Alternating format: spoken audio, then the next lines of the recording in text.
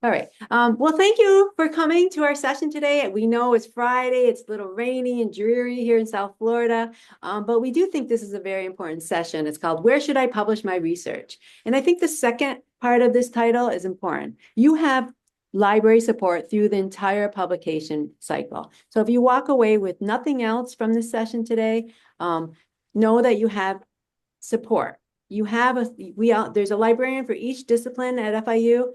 You have your personal librarian. We can help you from stage one all the way to publication. We welcome you to the WorkSmart Library Workshop Series. You can learn more about the other series in this by going to library.fiu.edu/work-smart. All the sessions, the workshops are recorded. So if you missed one, go back and watch the recording. Okay, so we'll go ahead and get started, and thank you for coming. So who are we? We'll start with Sabine. Sabine, you want to say who you are? My name is Sabine Dantis. I'm an outreach and reference librarian at the BBC campus at Hubert Library. And my liaison area is journalism and media. Joanna? Hi, and my name is Joanna Fernandez. I am the health sciences librarian here at the FIU Libraries. And I'm Sarah Hamill. My title is Business and Online Learning Librarian, but I think more importantly for all three of us, we work at the best place on campus. We work at FIU Libraries, and we're part of the Learning and Research Services team. Again, we're three librarians of many. We all have different subject areas that we specialize in. I also cover psychology, sociology, economics, and anthropology, but we have colleagues that also cover a variety of the disciplines offered at FIU. So if you are a bio major, we can connect you with someone who can help you with bio, for example, and so on and so forth. So we want you to know that you have help through the process. Okay, so this is our agenda. We're going to talk about basically we're focusing on the scholarly publishing cycle through the entire presentation today and the different steps in it. So brainstorming and the current literature and methodology, and then we'll identify publishing opportunities, how to evaluate publications for fit, talk about, of course, open access, which is a big move right now in publishing, and then citation metrics, which is important as well. So the scholarly publishing cycle. This wheel kind of explains the publishing cycle. It starts with creation, which is right here.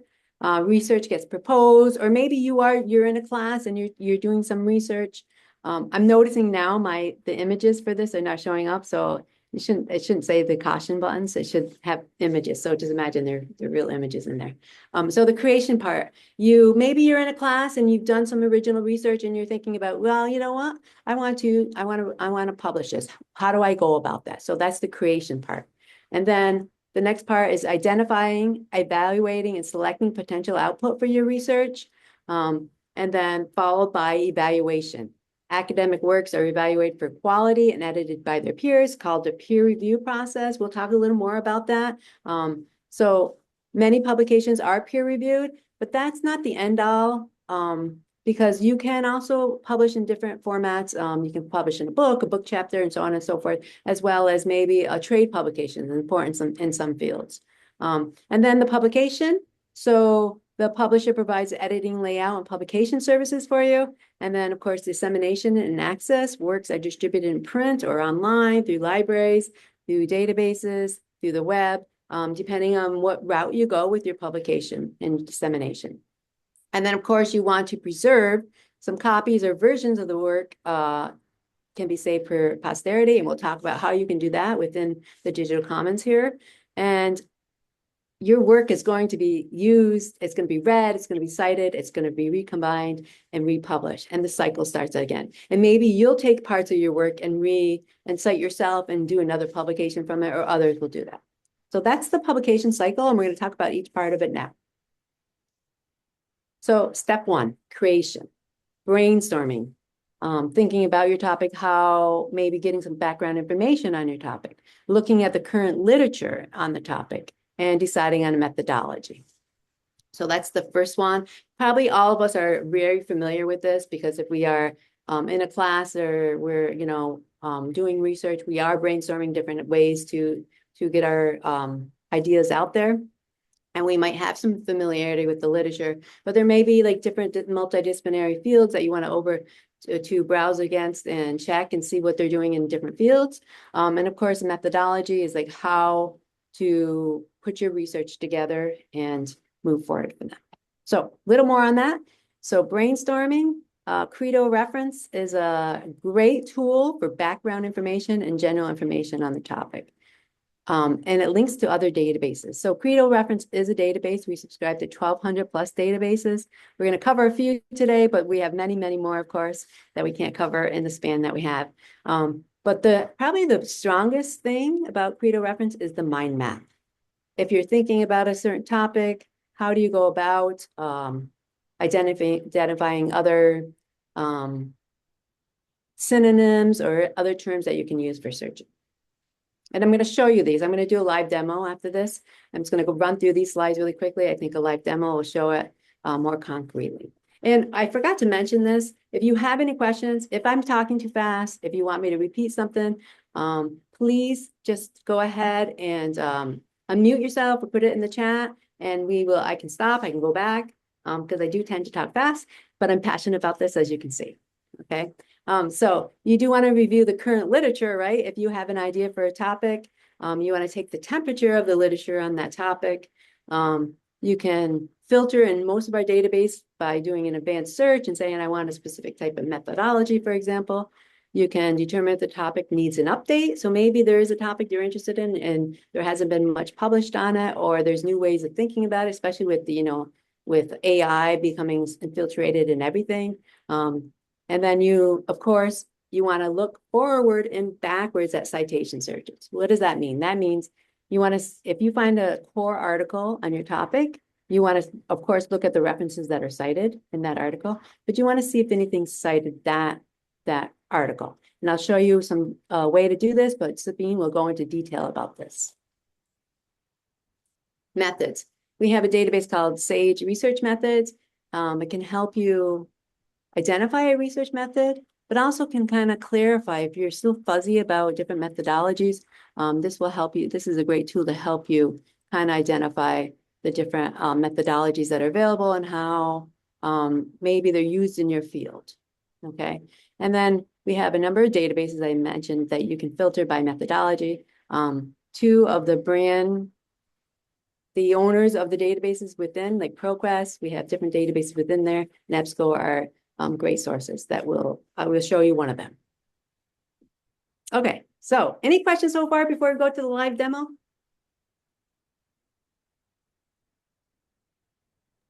Yes, one quick question. So you did mention the Credo, like, do we have access to that? Or Yes. is that access to the library? Yeah, I'm going to show you that right now. That's a great question. It's kind of like a great segue, actually, because I'm going to do a live demo of Credo right now. Okay. Any other questions? Okay, so I'm going to go ahead and just go out of my PowerPoint here, and I'm going to go to the library website.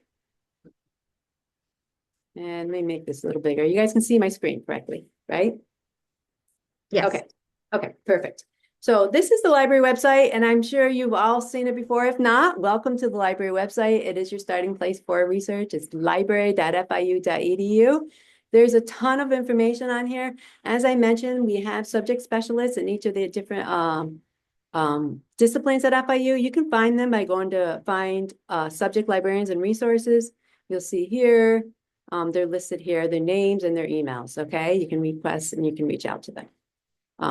For now, I'm going to show you how I like to frame when I'm doing research, when I'm showing and teaching, or when I'm looking for information, how I use the library website as the general rule. I go to the library website, library.fiu.edu.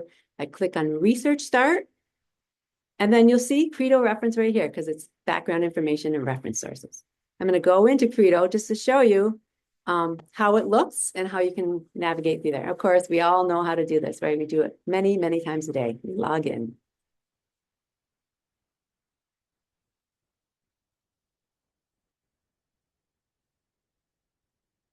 And we wait patiently. I'm on campus. Sometimes it's quicker at home for some reason. Okay, so once you're in here, you can browse by subjects, collections, producers. You can search. for today, I'm just going to click on artificial intelligence because that is the hottest topic ever out there right now, right? I find that students either love it or they're like stay so far away from it. So you'll find some articles here about artificial intelligence, and then over here you'll find the mind map. And if you're looking at it, you can say, oh, what other words I can use? Or maybe, maybe you're in cognitive science. Maybe you are a psychology major and you want to look at it from a cognitive science point of view. So this mind map is really, if you're a visual learner, it's a great tool for you. And then I mentioned that it links to other library resources. Just find them down here. There's many more. Okay, so you can go in, say, I want to go into ProQuest, for example, Business Source Complete, depending on your topic. So that is just like really a good starting place for your brainstorming. I think really it's kind of, I like to think of it as the Wikipedia of the library. It's kind of like, it's encyclopedic type information, but it does link out to different places. It's a great tool to get started. Okay. So that's Credo. Any questions on that? Okay. So I'm going back to the Research Start page, and I'm going to click on Subject Resources.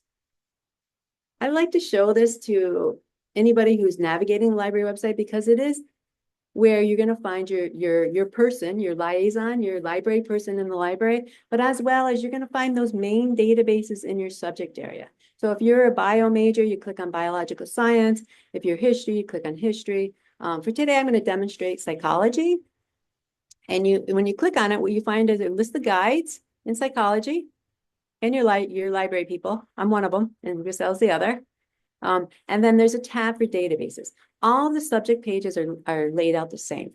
What's great about the databases tab is that it has your best bets, okay? Because you'll see that there's 75 databases that have some content on psychology. But the best bets are a great place to start because it can be 75 databases. That's a lot. I mean, that's not 1,200 plus databases, but 75 is a lot. If you are, in the midst of your research, you don't want to be like trying to figure out where to start. So always start with the best bets. For today, I'm going to show a quick search in PsycInfo. And I'm going to stick with, so this comes up by advanced search. If it doesn't, always go to the advanced search in any database you're in. It just makes it easier to navigate and figure out what you're doing. So for today, I'm just going to type in metacognition, for example, and then I'm going to type in and artificial intelligence or AI or A.I. So I'm using and between my terms, just a review. I'm sure you're all familiar with this. I'm using and between my terms to tell it to find the word metacognition with either artificial intelligence or AI or AI. So when you use and, you're narrowing your search. When you use or, you're saying either or. It's kind of like synonym searching, okay? And then you can see here, we can limit to peer review. So I'm going to go ahead and just search. In a peer-reviewed article, really quickly, we're going to cover it a little more detail, but basically it's been reviewed by other scholars in the field and gone through the editing and reviewing process. And if it's good, sound, reliable, credible research, it's accepted for publication. Okay, so we get our results, and you can see here, there's many. I could have gone over here and I could have said methodology, for example. I could have said I want a specific methodology. Well, it's a little slow, or on the top screen, I could have done it there as well, just to show you that. And you can see I want, okay, now I'll show you. Like if I wanted just empirical studies or if I wanted quantitative, qualitative, and so on and so forth. So that's another tool for you in your toolkit.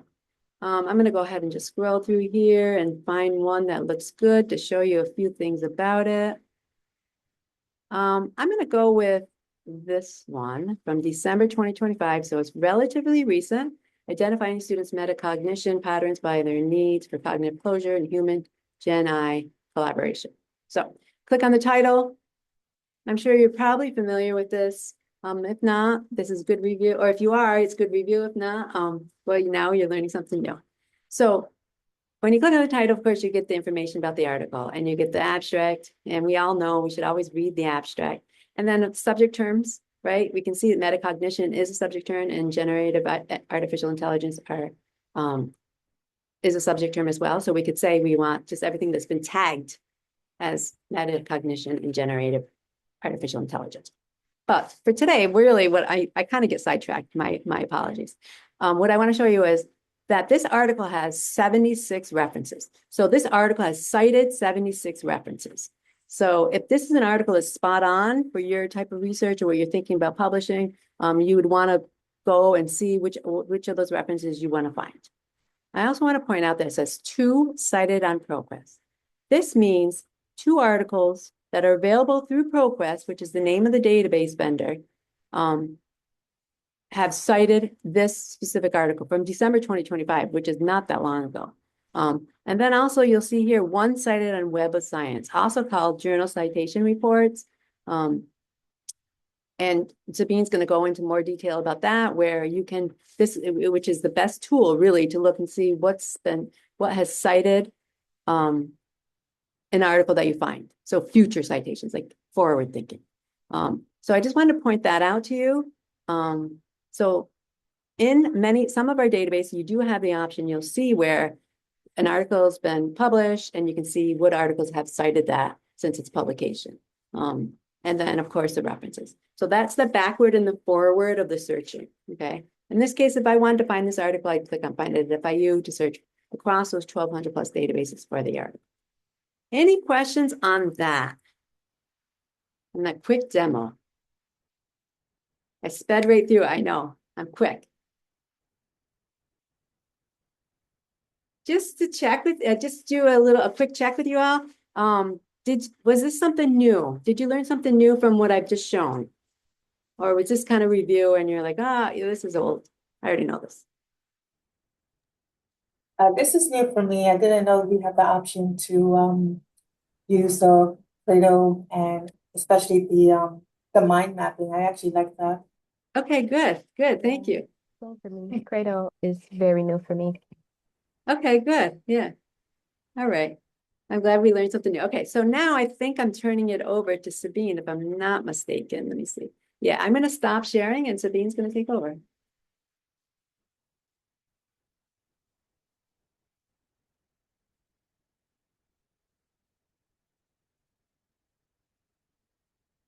Sabine, if you're talking, we can't hear you. I realize that. Thank you. Can everyone see my screen here? Yes. Yes, thank you so much. Okay, so this is step 2 where we identify, and it's really this identifying is really your publication strategy really starts to take shape.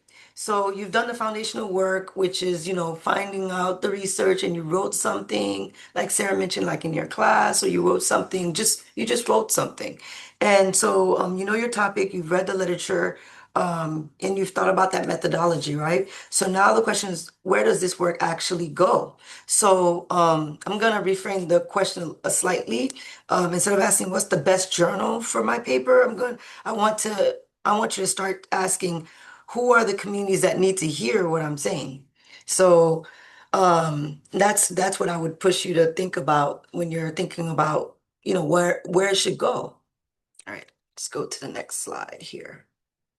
All right, so when identifying potential journals, and I'm just going to focus on journals right now, the first thing I would say is to ask other people, faculty, or colleagues what they've done or where they've published for potential journals, like just in passing, like, what's a good journal? Sometimes your colleagues are serving on a journal, or sometimes they know people that they can connect you with, that you can ask more questions about the journal, or, you can get some sort of mentorship as well. Also, like Sarah just showed you, you can actually search the literature on your topic and make a list of journals. So if there's something, if you're writing on something and you use like a few articles, that's how I noticed where to publish my own stuff, because I would cite from those articles and I was like, I wonder, they're probably interested in the same topic, let me go and do that. And that's how I got involved with another cognate field, and I'll talk about what a cognate field could be for you. But I got involved with more education stuff as opposed to librarianship, because I was looking up things that I was interested in writing about, and it would happen to be coming from a lot of higher ed and adult learning journals. Okay. And then next, we already talked about reviewing the list of references, but this is so important.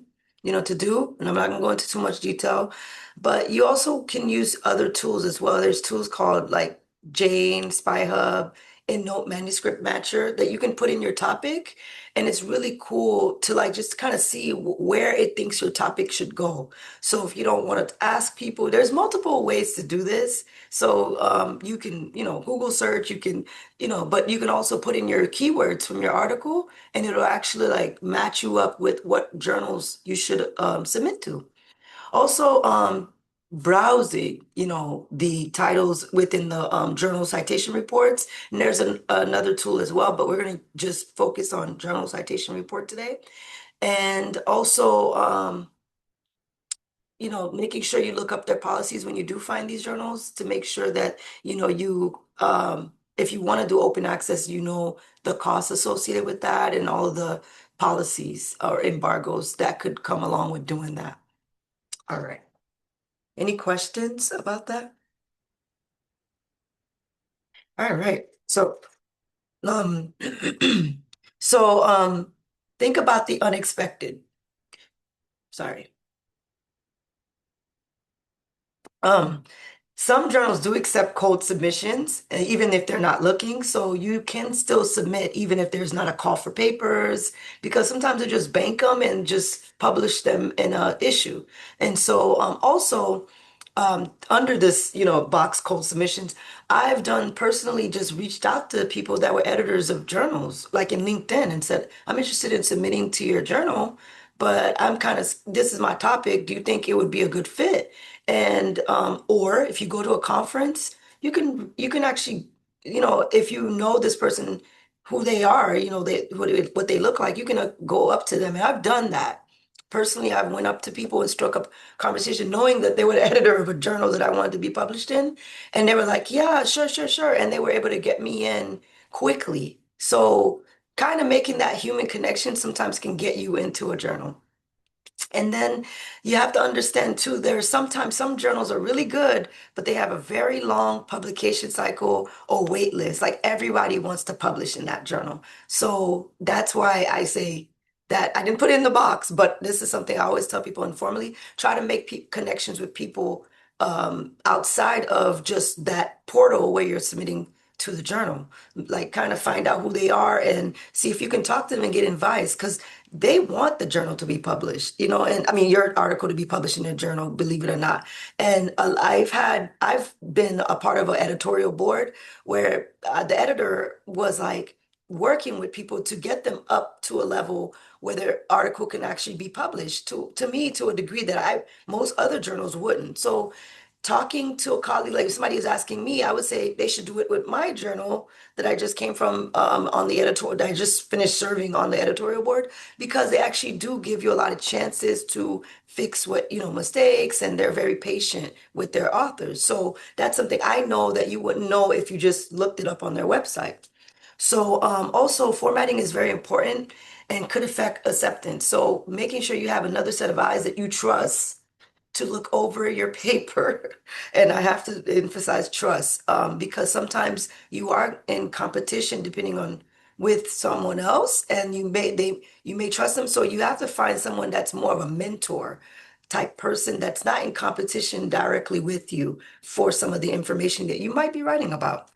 And then being open to publishing in cognate fields. Like I said, I write a lot about librarianship and care, and I ended up writing more on, I was writing about adult education because I happen to be doing my doctorate in education. So I ended up, getting a lot of essays and write final essays that I wrote for, and they were really good. And my professors knew people, and they would like connect me with those people. So sometimes I'm not a education person, but I ended up publishing in education journals because of that.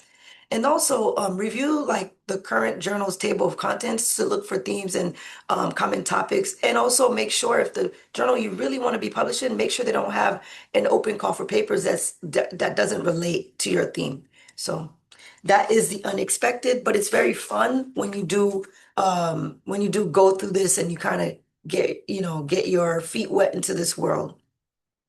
All right. Other publication types, and I am proud to say I've probably published all types in all these different areas. I've done all types of publications. I've written for conference papers and workshops and white papers. I've done technical papers and reports. I've done, I've uploaded to institutional repositories, blog posts. So I started in very low. Like I would, somebody would say, we need somebody to write a blog post. I started to get my feet wet with writing in a very low stakes, formats for a long time. So it's nothing wrong with that because it's building up your writing ability and your confidence. And also they give you feedback, like you need to rewrite this or this wasn't right. And so it's a blog post, so it's not like it's going out just anywhere. So I did that. And then of course, writing a book, I wrote a book and I also did a book chapters. And those things actually helped me to be more open to the feedback that does come with publishing. And believe it or not, you're gonna get feedback. So with what, even if you're really good, you're gonna get feedback on anything that you write. So that's something that you have to be open to. It's nerve-wracking, but it's not a bad thing. It's meant to strengthen you and actually get you published into the journal or the publication type. All right, so let's see. What did I miss? Did I miss anything, ladies? No, I think you covered it all. I think your experience is, I mean, I would agree with your experience. I don't have, I've never published a book, but it seems like the editors, they want to help you. They encourage you. Like, the one publication that Sabine was a reviewer for, reached out to me and said they saw a conference presentation that I did, and they said, "Are you interested in publishing?" And they are gently prodding me along, but I haven't got it yet. Yeah. Yes. So. And they do, like, that's like another thing. Something I had said, like, presented at a conference I was just presenting and they came out and they just talked to me about presenting. And then they said, "Are you interested in publishing?" I said, "Not really. I would love to publish on this though, because I already had something in mind." So, going to conferences and workshops and connecting with people and not being shy to approach people or to talk to the person who's presenting that's on the same topic is so crucial. And also, believe it or not, the editors are looking, they're looking around for people too. So what happened to Sarah happens all the time. Like, you're publishing, you're doing a workshop, and then they're asking you, why don't you make this into a book chapter? Or why don't you publish something with us, or, a journal or an article for this blog post? So anything could happen really. But I'm a big fan of looking at it as like your research agenda is bigger than one output. And I try to diversify, even though there are some outputs that are more scholarly than others. But I like to diversify because what I'm studying, I would like even a regular person to read it. So I do try to post blog posts on my ideas and things like that, and also post on social media. And I've done the whole gamut. So I guess I'm not a scholarly snob that I feel like I can't. I just want to reach as many people as I can. So, I can ask a question. Has anyone here ever published in a non-journal format or journal at all here?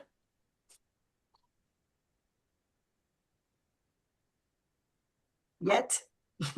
It would happen soon. Anyway, no, you don't have to say it out loud, but if you want to say it on the chat, that would be great. Just so I know where people are. And just a follow up to that, Yes. why did I guess, maybe a better question might be, what made you come to this workshop today? To get an idea. I know we had Brandy and Ryan joined a little late, but what made you sign up for this workshop? Is it because you're interested, you have ideas about publishing, or you just want some more guidance? Can you give us an idea of why you're here? Yeah, I have not published anything before, but so that's why I'm here, to get some insight on, especially like identifying where to publish. Okay, perfect. And Brian, what are you studying? Where do your research? Marine biology PhD. Okay. I'm studying marine mammal behavior. Okay. Okay. Yeah. There's also the possibility to, sometimes the professors will have like class projects that would be an excellent way for you to start interacting with the publication work, because sometimes after a research intense project, the professor would want to create a poster or an abstract, conference proceeding, or even publishing and have you as a co-author So just like stay in the lookout for those. Mhm. I love when they do that. Like, I've had a lot of professors, like one of my professors in my doctorate program, he actually was an editor of a journal, and he was like, the best two papers in the class is going to get published in this journal. And I Nice. happened to be one of the best two papers, and I was published. That was like the first time I was published. And so, I mean, I had been published in all these other non-scholarly things because I always liked writing for a while. So, but I've never been published like where I can actually see the journal, and like, wow, that was really exciting for me, and it kind of got me like, I should continue. So it kind of got me, so it built up my confidence. So it's trying to find, trying to see if there's some way you can maybe, be a part of the team writing something, or, but of course, you have to you have to know what your research agenda is too. So that's where I kind of built up my research agenda in my doctorate. So, but it can happen even in your master's. So you don't have to be a doctoral level person. And we've had really great undergrads that came to some of our workshops, and they had a like incredible research agenda, like, and we were helping them in the workshop, like trying to identify, how to get some more sources and things like that. So, um, there's no one way to do this, to get into it. But I would say make sure whoever is guiding you, that you trust them and that they'll lead you where you need to go. And And we can help you through some of this process as well, right? Coming full circle, we are still here. We are here in the library to help you, definitely. yeah. Go ahead, Brandy. Question. Go ahead, Brandy's hand. Brandy. Yeah, thank you so much. I have a quick question about you're saying that we're able to take things that we've done in conferences, such as posters or even workshops we've presented at different conferences. How do we turn those into something we can actually publish? Because, for example, I've done poster presentations for SEPA, and I thought that because I already did it once someplace that I wasn't able to utilize that same information and republish it or represent it. Could you clarify that for me? I would really appreciate it.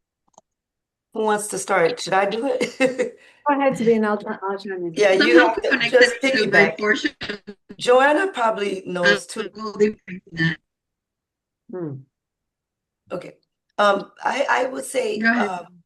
someone once told me, like, I had a dissertation. Someone once told me, of course I had a dissertation, but I did my dissertation. Someone once told me when I was talking to them, they're like a PhD, and they were like, "Oh, you can make that into 5 different ways. Like find the different angles in your dissertation and write on something else." Like my dissertation had two sets of participants. If I wanted to, I could be like, I'm just gonna do graduate studies, um graduate students only, and just focus on that and write something on that. And if I wanted to, I could say undergraduates only, or if I wanted to. So there was a lot of different angles I could have taken for my dissertation. And also you can expand the dissertation into a book.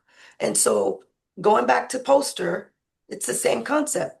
You have it depends on what the topic is, but the poster you didn't go into much detail, but you did have a lot of notes probably. You probably did write an outline in some way. You can start, doing your methodology, your literature review, where you got your information from, your study, if you had a study that you drew from.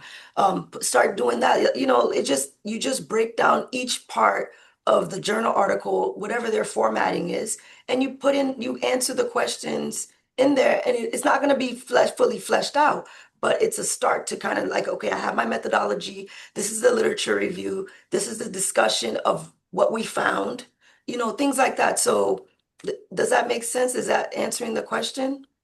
Yeah, absolutely. And then also for things, so we're saying, for example, I presented a poster at SEPA last year. I can actually take that, and it's not the actual poster itself that I'm submitting. I'm actually turning that into like a journal article, and that's what I would see published. Do Yeah. I have that right? Okay.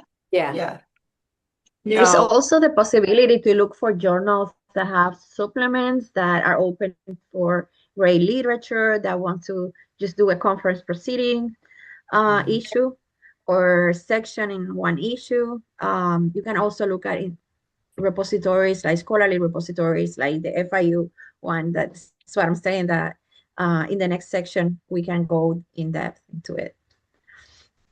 Beautiful. Thank you, everyone. I really appreciate the insights. Excellent. Okay, so we're now at step 3. Okay, All I think right. oh, So I'll it's me. share. Oh, no, it's me, Joanna. Isn't it? Okay. Sorry. Okay. Let me go to slideshow. Can you guys see my screen okay? Yes. Yes. Yes. Okay. All right. So step 3 is evaluate. Step 3 of the publishing cycle is evaluate. So think about format types. So we talked a little bit about peer review. To talk a little more about that, we're going to talk about open access. Something we have to evaluate and be aware of are predatory journals, because they are out there. And we'll give you some red flags to be aware of. And then we'll talk about journal finders and rankings. So some questions to ask yourself.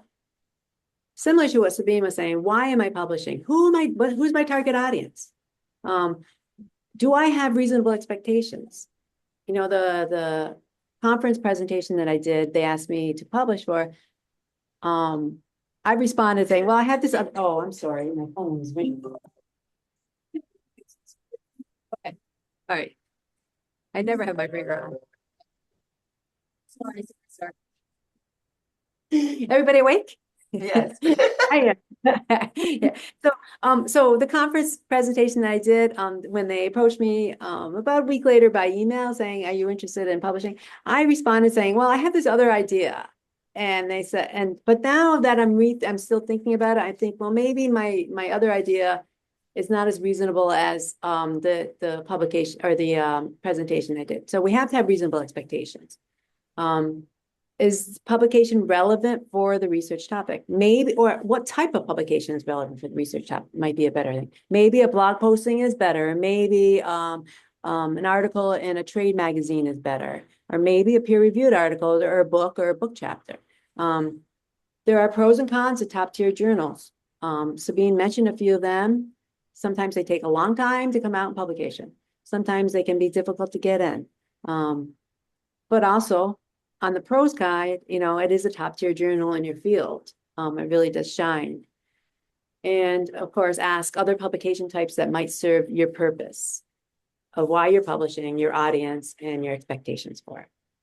So similar to what Sabine said, but just it's good to reframe it in a different way. So this is a quick demo on peer reviewed. So I showed you how to check the box in the database for peer reviewed, but basically you are studying something. You write your results up. This can apply to like Brandy's poster session, for example. She wrote up her results and showed and did a poster for her, right? The next step would be the journal editor. You submit it to, after you write up your results with your methodology, your literature review, your conclusions, your future considerations, and you put it in a journal format. The journal editor receives the article and sends it out for peer review. Those peer reviewers read the article and provide feedback to the editor, who relays that information to you. It's usually a blind peer review process, meaning that you don't know who is providing the feedback, and the peer reviewers don't know who you are. And it leads to a higher quality of a journal. And then if the reviewers think your article, your research is good, sound, reliable, credible, it'll be published eventually after you make all the edits they want you to make. And sometimes the edits can be heavy. Sometimes they can be kind of, and Sabine probably can back me up on this. Sometimes you'll get 3 or 4 editors or peer reviewers, and they'll all tell you different things, but kind of contradict each other. And that's where the editor can really help you with that. And then finally, after you've gone through this process, it will be published. And you can find it usually in one of our library databases, one of our 1,200 plus databases. So that's a peer review process. That is an option for you. Open access journals is another format, I would say. They do publish peer-reviewed scholarly research as well, but the difference is open access is immediately, permanently free access online. There's no barriers, there's no paywalls or subscription fees to access the journals.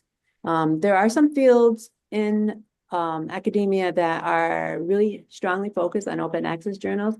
Yesterday we had our library fair, and I was talking to the GIS person, and he said that, yeah, open access is huge in geographic information systems, but also he said, you know, he's like, really, we tend to publish and trade publications because we want to get the word out about GIS.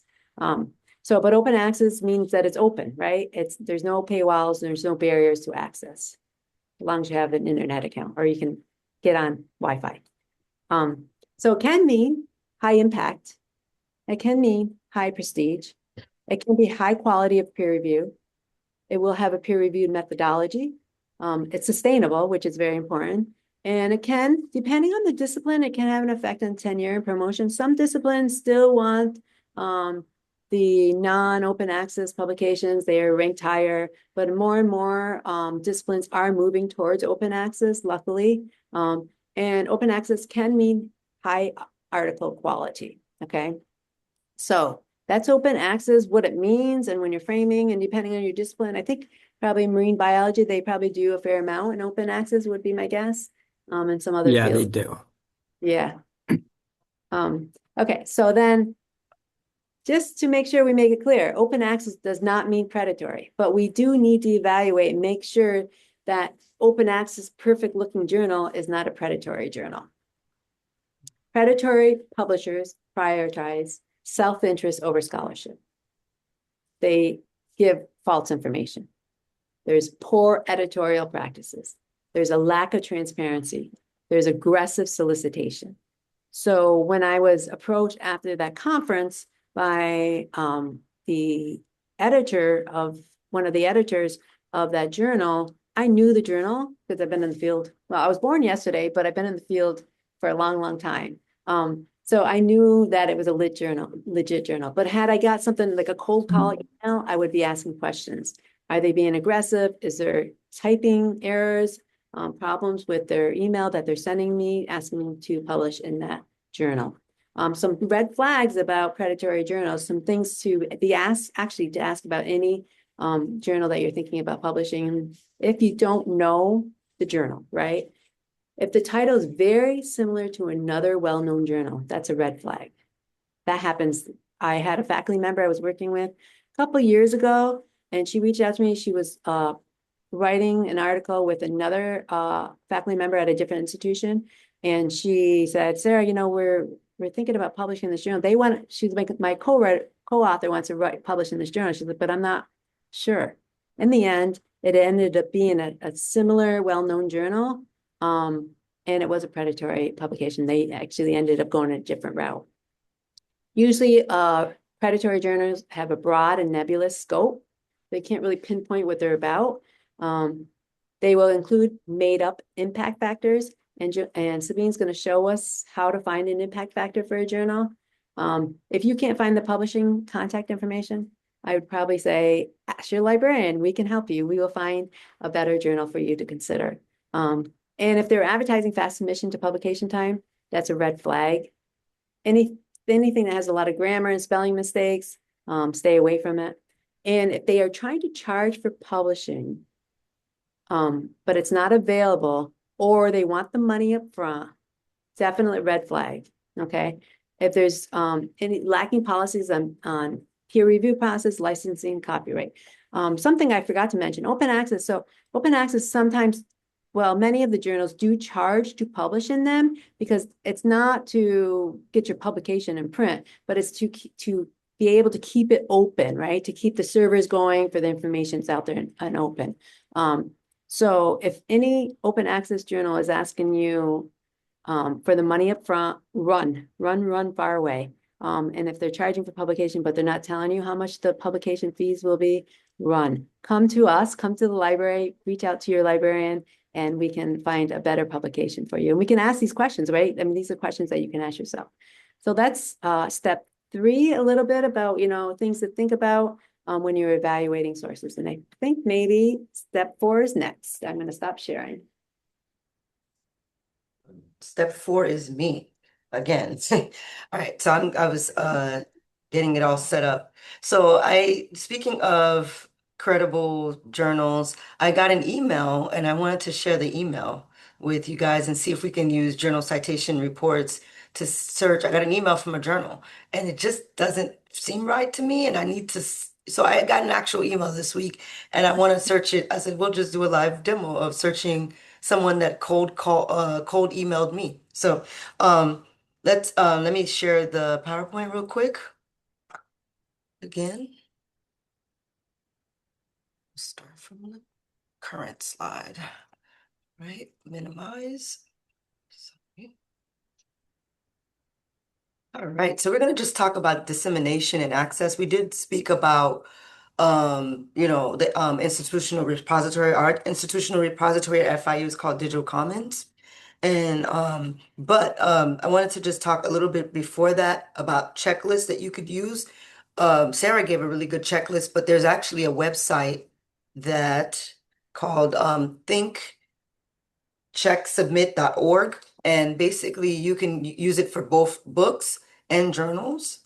And also something that most people don't know if you've never published a book, they're peer-reviewed as well, especially if they're like educational books or if they're in a area. So some of them are peer-reviewed, and even if they're not, if they're professional development books, they have your peers check to see if, if there's any comments or anything more they should add, or so there's a lot of peer review there as well. So I didn't get published without a group of my peers saying, yes, we want to know more about what she's talking about. So just to let you know that both areas, book and journal, they have a peer review, and sometimes it's double. So after you've published the book, someone will read your book like a beta reader and give you feedback. So just to be careful or mindful of that, not careful.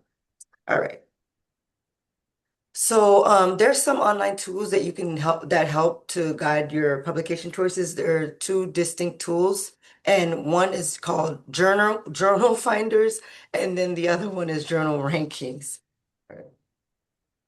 So journal finders, like I said earlier, are like tools that help you match your manuscript. So if you already know your keywords, you're doing something with public health, or you can start to kind of search that up. And you can put in your keywords, your title, your abstract, and other details. So if you already have the title, like you have a title, especially if Brandy, when you said you had your poster, you can put the title of your poster in here, and any one of these here. Springer, Journal Suggester, IEE, Jane, Taylor and Francis, Journal Suggester, Spy Hub, Elsevier, Journal Finder, DOAJ, and there's like the list goes on and on and on. But those are the ones I've tried. And and all of them do something different. So you can try more than one. You don't have to be shy about putting in your title and searching, especially if you had an abstract for your poster, you can put that in as well. So, okay. All right, so journal rankers are tools that help you evaluate journals, the actual journal, based on various citation metrics and data sources. So you typically in journal rankings, people use these so that they can find the top journal in that topic or the field that they're trying to publish in. So sometimes this matters if you're trying to become a professor, or if you're trying to boost your, you boost your, I don't want to say credibility, but your scholarly output, basically going up into that. Sometimes people use this to kind of find those things as well. And also just, a lot of other things, but we'll go into more detail when I show it to you in a minute. So I'm going to show you Clarivate Analytics. It's actually Web of Science journal citation reports. It's in our database. I'm going to pop it open right now. I'm going to double check I didn't miss anything in the chat. Oh, that was Sarah. Thank you, Sarah. All right, let me share my screen really quickly. Make sure that's up. Can you guys see that screen? I don't think it's switched, but just in case. I can Here see it the is. library website. Okay, good. That is what I want. So when you want to find journal citation reports, let me double check, make sure I'm on the right notes. You want to make sure you navigate to find A to Z database lists. There's more than one way to get to journal citation reports, but we're going to go here because to me this is the more common way. You just, click on J, and then you scroll down to journal. Oh gosh, did I miss it? Yes, there it is. And typically when I like something, I just bookmark it. So you can do that as well. And I did log in, but I guess it logged me out. It always happens. So you log in, and that's normal. And it'll take you Web of Science, and it'll take a little minute, but you'll get there. So I'm going to share this email that I got from a journal this week. I got a journal email. It's called do you guys see my email? It's called American Journal of Information Science and Technology, AGIS. AGIS. All right, so I just, looking at this, looking at the conducting rigorous peer review, that just kind of like jumped out at me, like, because I published something and I guess they're like, oh, you should do it with us, or I don't know. I don't know what they're asking for actually. So that's what confused me, but I'm gonna put the journal name and see what pops up. It's gonna be a surprise to me because this is the world's leading journals and publisher neutral data. If it's not in here, what does that mean?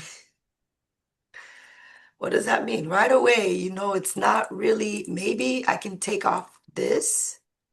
We're still seeing the Oh, my email bad. thread. We're just seeing the I email. meant to share the other screen. I'm sorry. Let me put it in. Thank you. All right. It's, as you can see, it says no results found.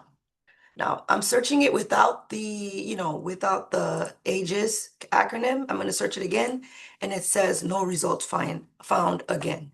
So this is why you would want to, like, if you get these emails, because when you publish somewhere else, you get solicited from other journals, and sometimes students cite these journals, and the professors are like, these are not credible journals. So you have to be very careful and it's asking me to become an editorial board member, and also it's called asking me to send a journal, and I didn't even reach out to this. I don't know any of the people on the board either. So that's another red flag. So for me, it's not in here.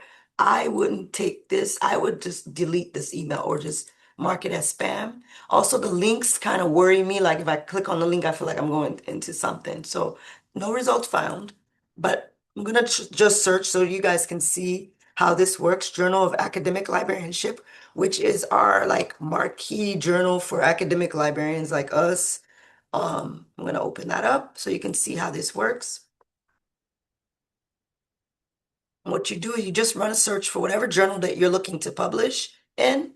And if you've run Journal Finder, like you've done a Journal Finder, you can actually go in here if you found one and you can see where it stands in the impact factor. Some of these are not going to mean anything right now because of just, where you are in your research journey or your writing journey. But you're going to go look at these and you'll see what they've been citing and what the citation counts are and how that goes from that. And you'll see the domain as well in these as well. And then you can keep going into journal citation indicator, the total amount of citations and, things like that. Now, all of this is not really necessary, not really, that important depending on where you are in your career and what your department would like you to do. If you get into a career where you need to have a high impact factor, which is this number here. So maybe your department may say, hey, you need to find a journal that has a 3 point something. For a library science journal, 2.3 is pretty good. And so, and so that is pretty good for a library science journal or library information science. So, and of course, the most cited journal doesn't mean that you're not going to get published. Just because this is a AI framework here doesn't mean that you can't still publish into Journal of Academic Librarianship if I wanted to publish into there. So just because that was their most cited doesn't mean that they don't have other things. That's why reading these, this list to see where you fit in into the journal, what they look at too, and you'll see, what happens. So I use my domain as an example.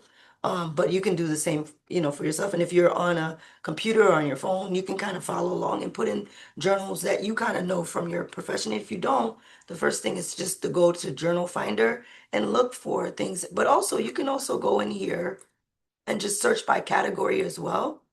Because sometimes, you can use this as a journal finder. So you can go into biology and biochemistry and you can look up marine biology, since we have a marine biology person here, and you can look at that category and see what the journals are from your category, and you can limit it by, the highest would be Annual Review of Marine Science. And then it goes, and you can look through, and sometimes your professor might be on the board for the journal. You never know. And so that's something, looking that up and going into it would so I love that you can go into your categories.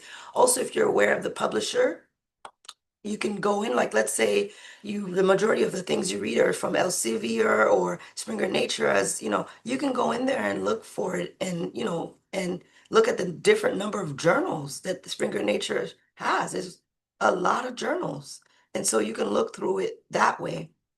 What I did with my category, because I didn't know what the journals were, like, maybe about 8, 9 years ago. So I, used this because I would help my education students when I was an education liaison, to find, article journals, because their professor always assigned this assignment. So, we would look in their domain, and they would, some of them were art teachers, different types of educators, and so sometimes we'd look at different things, and they would find journal articles, and they would kind of like, work through what the impact factors were, because, some of them will end up becoming professors. So they wanted them to know how to understand that. Um, but any questions about this? Anything that I missed or anything that you would like to see? Also, you don't have to limit you do want to, find a really great, not peer reviewed, but a really great, credible journal. And like I showed you from my example, I got an email, and it interested me a little bit, because I was like, oh, maybe I can like kind of take it and put it into another journal or write a different angle. But I was like, I've never heard of that journal. And I know all the journals now, because I've gone in here and looked up the majority, like the top 20 journals in my, and of course, I know all the other ones. So I was like, I never heard of that one before. And so we ran a search. That's what we did. I'm gonna go back to the beginning. So we ran a search for a journal, didn't find the journal in here. So for me, that tells me that journal's not credible, or it may even have an ISSN, but does not mean that they didn't make that up. And and so it's just, you just have to make sure that it's somewhere where you can, that you won't be, posting on something that, or uploading into something that might take your work. So that's just the best thing I can say about that.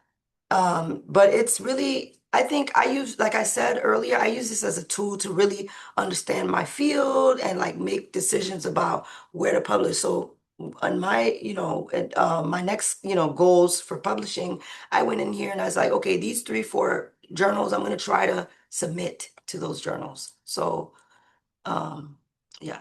So just make sure, if you have any questions about this, or if you have, we usually focus on the citation reports, but the journal finders are all out there, and you can always just, if you already have an abstract, you already have a title, just put it in and go in here and check, it, and see where it lands in your field. So that's that for me. I'm going to pass it over to Joanna for step 5. Brandy has a question. Sabine, I think we have a question. Okay, sorry. I couldn't see because I was over here, but yes, Brandy. That we're able to see when abstracts or submissions, like all the deadlines, in an easy way, or is that something we have to go into the journal and dig for, Yeah. just to see an overview of like when we can submit, etc.?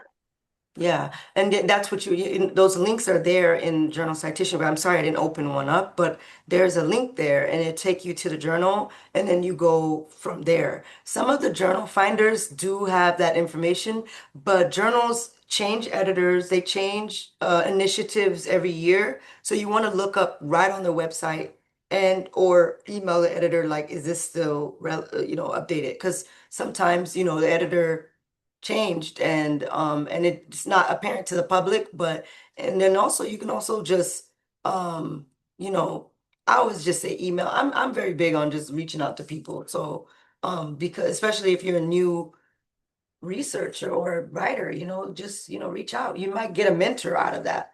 I actually had a really good, situation where someone, that's the person who told me, hey, you should be taking this dissertation and writing multiple pieces out of this. This is really good work. You did a good job. And they just happened to just be looking at my CV and clicking on links and reading my work. And so they were like, this can be spun off. And they gave me that advice. I've heard it before, but I've never, heard it. And I've never thought of that for myself. So just, make sure, just to go back to your original question, just to make sure you use these, you can click on the links, but go to the website.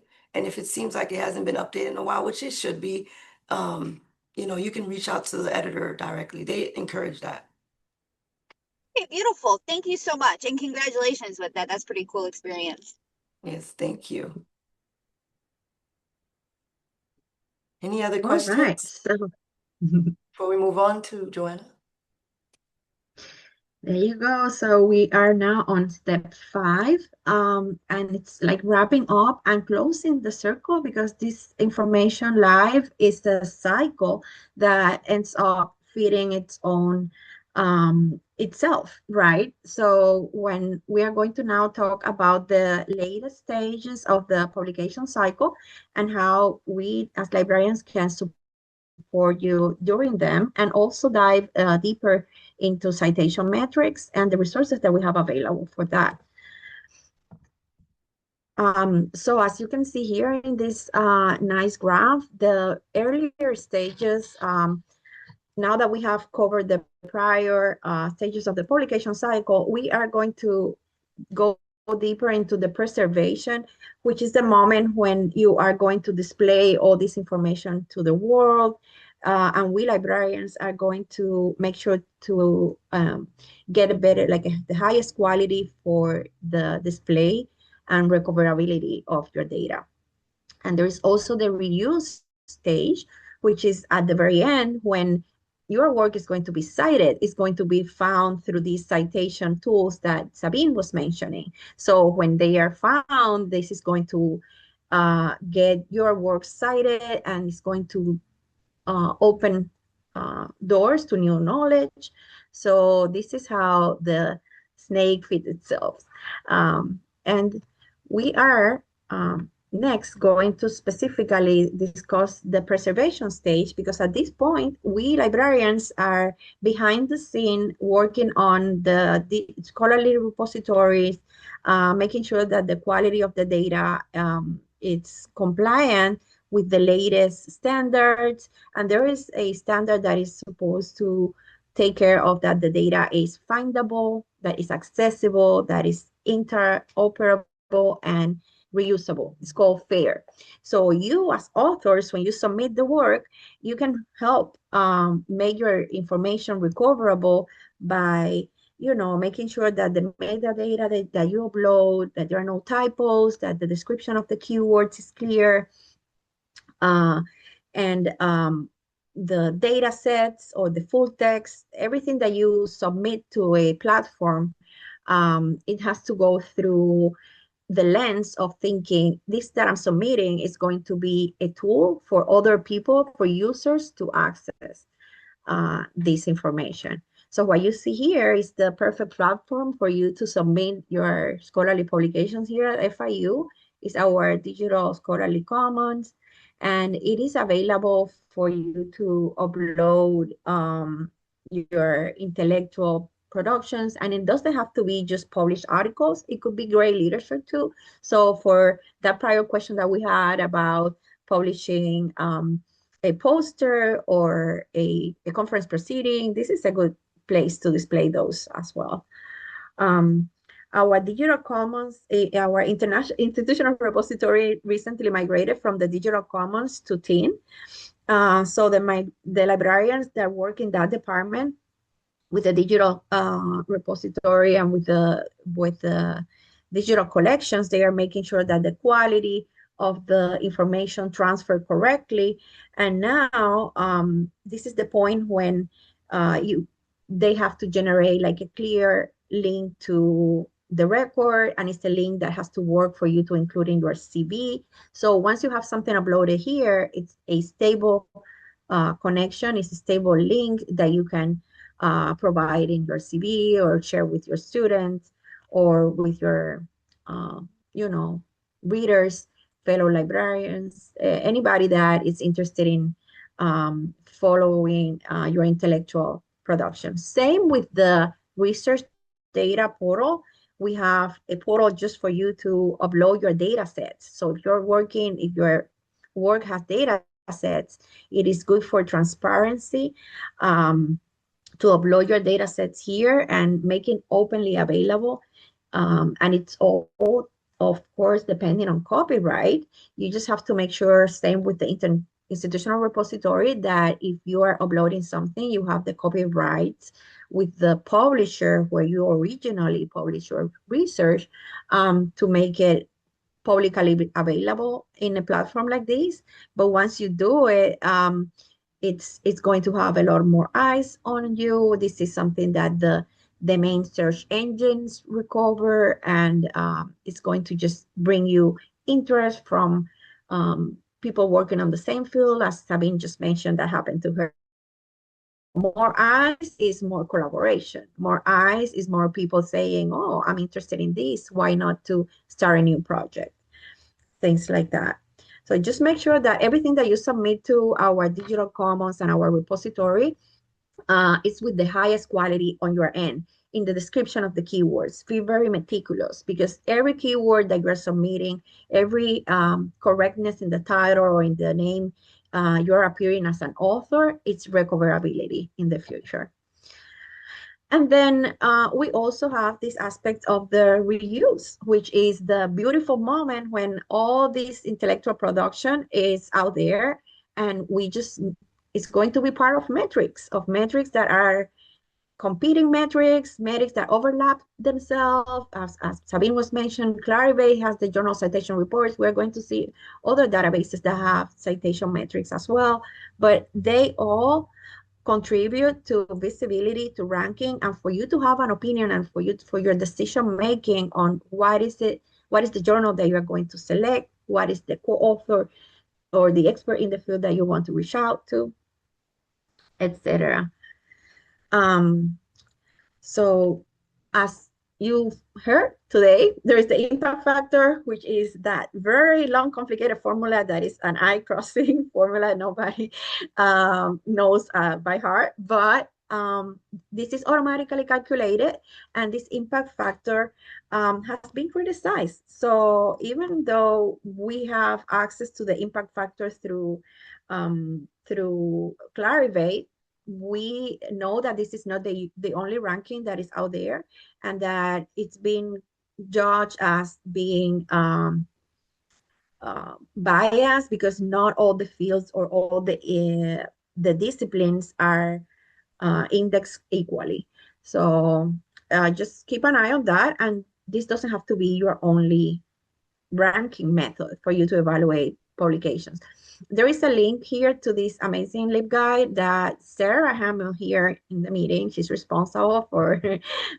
Let's take a look at it, and you can see how she created and maintains this LibGuide, where it's an easy way to locate the main impact and metrics for authors, like the H index, the G index, and the I-10 index, which is the one that is indexed under Google Scholar.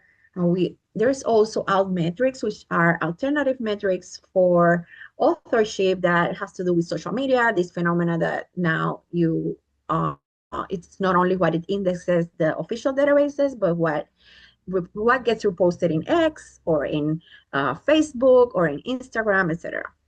There is also like a nice list of resources that link to the journal impact. And we have a few of them. let me go back to the presentation.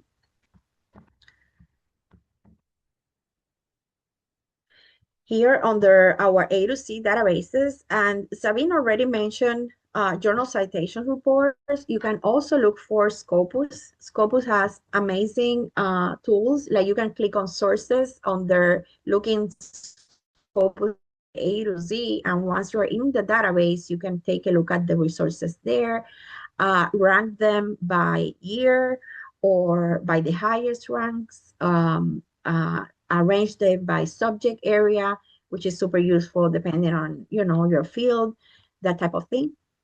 And there are other citation metrics that Scopus offers at the journal level, article level, and authorship that are very encompassing. So this is another good tool that I would strongly recommend that you look at for indicators.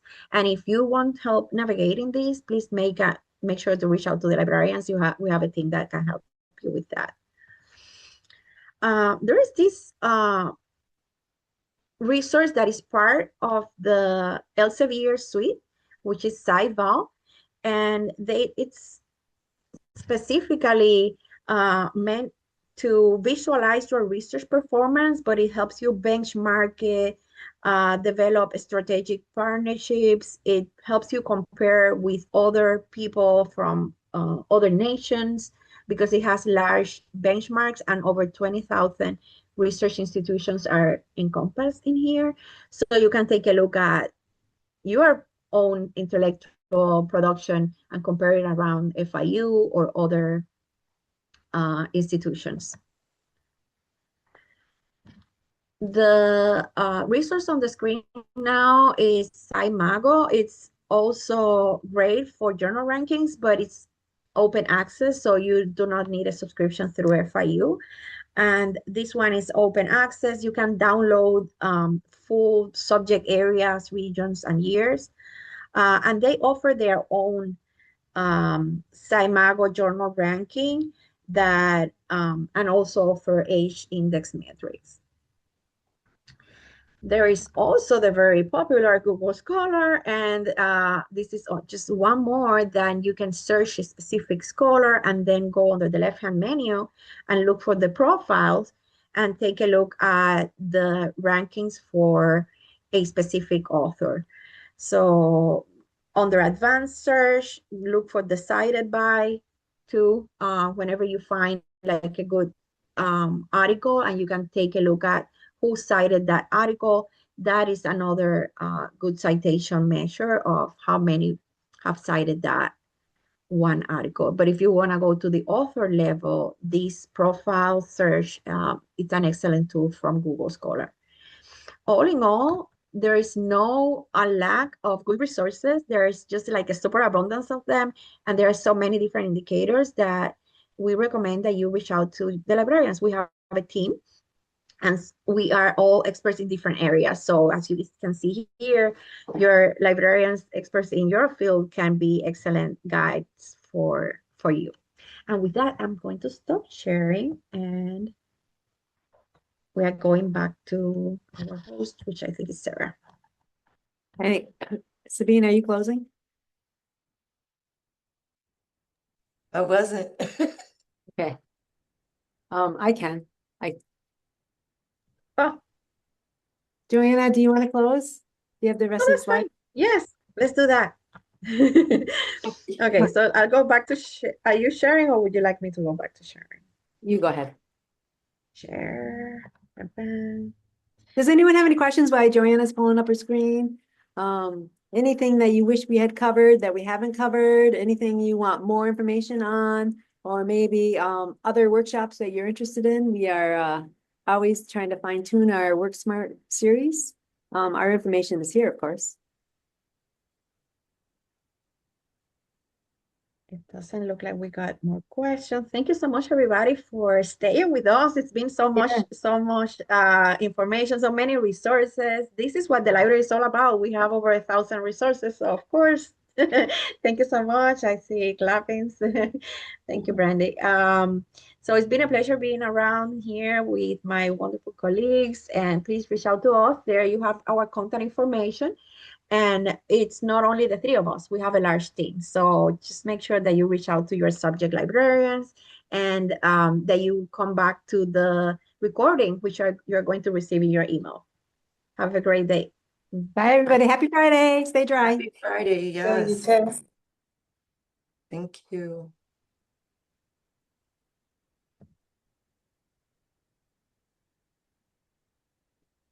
All done. How do you guys think it went? Okay. We're still recording? Oh, No, Yes. yeah. No, I it is just not. cut that out. Stop recording.